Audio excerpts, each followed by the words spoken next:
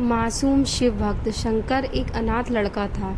उसको जंगल में रहने वाले शिकारियों के एक गिरोह ने पाला था। उसके पास कोई औपचारिक शिक्षा भी नहीं थी। वह केवल एक चीज़ जानता था कि उसे कैसे जीवित रहना है, शिकार करना और उनको मारना तथा जंगल के फलों को खाना और नदी के पानी को पीकर अपने आप को जीवित रखना जानता था। एक दिन वह अपना रास्ता भटक गया और उसने देखा कि कुछ लोग नदी के किनारे पर बने एक पत्थर की आकृति के चारों ओर जोर जोर से चिल्ला रहे हैं। कुछ लोग उस पर फूल, फल और नारियल चढ़ा रहे हैं। शायद उसने सोचा यह कोई मकान होगा जिसमें लोग रहते होंगे, पर यह एक प्राचीन मंदिर था।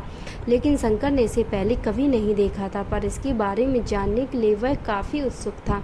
उसने तब तक इंतजार किया जब तक कि लगभग सभी लोग उस मंदिर में नहीं चले गए।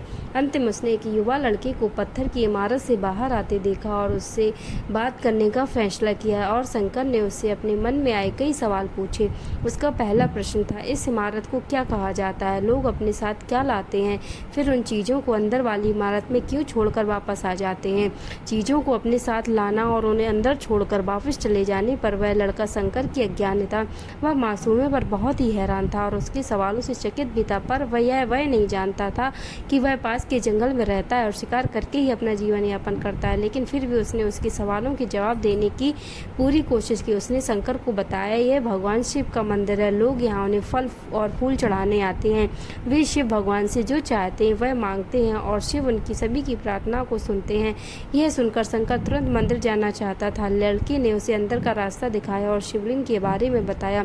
शंकर ने मासूमियत से लड़के से पूछा, यह शिवलिंग क्या चीज़ है और हमें क्या देता है? लड़के ने बताया, हम शिव से जो मांगते हैं वह हमें दे देता है।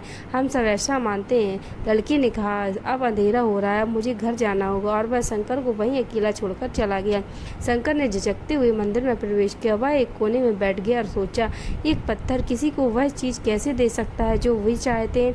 इसलिए उसने इसका परीक्षण करने का फैसला किया और उसने पत्थर की प्रतिमा से कहा कि हे शिव, कृपया मुझे पर्याप्त शिकार करने दें ताकि मैं भूखा ना रहूं। मेरे पास आपको चढ़ाने के लिए कोई फल या फूल नहीं है, लेकिन यदि आप मुझे शिकार देते हैं तो मैं उसे आपके साथ साझा करूंगा। मैं वादा करता हूं कि मैं आपको धोखा नहीं दूंगा, उसने घोषणा की। अगली सुबह शंकर शिकार करने गया। उसने पूरे दिन शिकार की तलाश की, लेकिन उसे कोई शिकार नहीं मिला। वह भूख से तिलमिला रहा था। वह काफ़ी निराश हो गया क्योंकि उसे कोई शिकार नहीं मिला था। दोपहर हो चुकी थी। अब उसे लगने लगा कि मंदिर के लड़के ने उससे झूठ बोला था। फिर भी उसने शिकार जारी रखा। जैसे ही शाम हुई, उसने 2 खरगोशों को अपने बिल में से आते देखा। शंकर ने उन खरगोशों को मार डाला। चूंकि उसने शिव से वादा किया था कि वह अपने शिकार को साझा करेगा, वह मरे हुए खरगोशों में से एक के साथ मंदिर गया।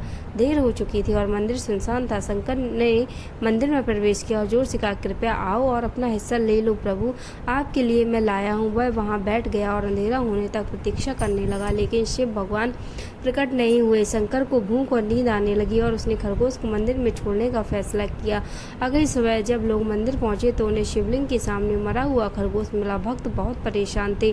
यह यहाँ कौन लाया है? उसने हमारे मंदिर को अपवित्र करने की हिम्मत कैसे की? उन्होंने खरगोश को बाहर फेंक दिया। अगले दिन शंकर अपनी भूख मिटाने के लिए जंगल में शिकार करने गया, लेकिन इस बार उसकी किस्मत अच्छी नहीं थी और उसे शिकार भी नहीं मिला। उसने सोचा, आज रात को मंदिर जाना चाहिए और शिव से पूछना चाहिए कि उनको खरगोश का भोजन कैसा लगा। शंकर यह पूछने के लिए मंदिर गया। जब वह मंदिर पहुंचा तो उसके आश्चर्य का कोई ठिकाना न रहा। उस रात मंदिर में लोगों की काफ़ी भीड़ थी। शिवरात्रि की रात थी, लेकिन अबोध शिकारी लड़के को इस बारे में कुछ भी नहीं पता था। शंकर ने चारों ओर देखा और उस युवा लड़के को देखा जिसने उसको मंदिर के अंदर शिव से प्रार्थना करने के लिए कहा था। चूंकि उसे इतने सारे लोगों के आसपास रहने की आदत नहीं थी, उसने वहीं रुकने का फैसला किया और पास के एक बेल के पेड़ पर चढ़ गया। यह एक लंबा इंतजार था और समय बिताने के लिए उसने पेड़ से पत्ते तोड़कर जमीन पर फेंकना शुरू किया। उसे अज्ञात पेड़ के नीचे एक छोटा सा शिवलिंग था जिसकी पूजा लंबे समय से नहीं की गई थी। शंकर के द्वारा फेंके गए बेल के पत्ते उस शिवलिंग पर गिरे। शंकर भजनों से मंत्रमुग्ध हो गया और धीरे धीरे सात गाना और पंचाक्षरी मंत्र का जप शुरू कर दिया। रात भोर में बदल गई और सभी भक्त मंदिर से चले गए। शंकर पेड़ से उतरा और मंदिर में प्रवेश किया। उसने देखा कि शिवलिंग की आंखों पर लाल निशान थे। वे कुमकुम से थे जो लोगों ने चढ़ाए थे, लेकिन शंकर को यकीन था कि शिव को उनकी आंखों से परेशानी हो रही है। उसने शिव की खेदजनक स्थिति के रूप में जो कुछ भी महसूस किया उसके लिए उसे बहुत दुख हुआ। वह उनकी मदद करना चाहता था। उसने सोचा, शिव यहाँ अकेले रहते हैं और बीमार होने होने पर उनकी देखभाल करने वाला भी कोई नहीं है। जब तक भक्त उनसे मिलने नहीं आते उन्हें भोजन भी नहीं मिलता। शंकर ने एक रात पहले भक्तों को शिवलिंग पर जल चढ़ाते देखा था। प्रभु को ठंड लग रही होगी, शायद वह कांप रहे हैं। उसने सोचा आखिरकार वह केवल पत्तियों से ढके हुए हैं, तो उसने शिव से पूछा, मेरे स्वामी, मैं आपकी क्या मदद कर सकता हूँ? शायद कुछ खाना या दवा। मैं आपकी सेवा कैसे कर सकता हूँ? शिव ने उसे कोई उत्तर नहीं दिया। शंकर ने सोचा भगवान वास्तव में बहुत बीमार हैं, क्योंकि वह अब उत्तर देने में भी असमर्थ हैं। वह तुरंत जंगल में गया, कुछ औषधि जड़ी बूटियों को लाया और लाल निशान पर उसका लेप लगाया, लेकिन कुछ नहीं हुआ। उसने कहा, लगता है कि यह अंधे हो गए हैं। मुझे प्रभु को अपनी एक आंख देनी चाहिए ताकि वह ठीक हो जाए। यह निश्चित रूप से उन्हें खुश कर देगा। उसका दिल पवित्र था और उसने वहां शिव के हाथ में रखे त्रिशूल को उठाया और त्रिशूल को अपनी दाहिनी आंख की ओर ले गया और अपनी आंख को निकालने का प्रयत्न किया। शंकर अनपढ़ था, उसे मंत्रों या पूजा के उचित तरीकों का कोई ज्ञान नहीं था, लेकिन उसकी भक्ति की कोई सीमा नहीं थी। जैसे ही वह अपनी आंख निकालने वाला था, शिव अपनी पत्नी पार्वती के साथ प्रकट हुए। उन्होंने पार्वती से कहा कि इस भक्त शंकर ने अनजाने में शिवरात्रि पर उपवास किया, बेल के पत्तों से मेरी पूजा की और साबित किया कि उसका दिल बेदाग है। मैं अपने इस भक्त पर काफ़ी प्रसन्न हूँ। शिव भगवान ने शंकर से कहा, तुमने मुझे अपनी मासूमियत के कारण जीत लिया है। प्रभु ने मुस्कुराते हुए कहा, लोग मुझसे हर समय वादे करते हैं, लेकिन जैसे ही उन्हें वो मिल जाए जो उन्हें चाहिए वो उनको भूल जाते हैं। दूसरी ओर तुमने मेरे साथ एक सच्चे इंसान की तरह व्यवहार किया और यह वास्तव में बहुत दुर्लभ है। अब से तुम मेरे इस संसार में सबसे बड़े भक्त माने जाओगे और तुम्हारा नाम मेरे साथ सदा जुड़ा रहेगा।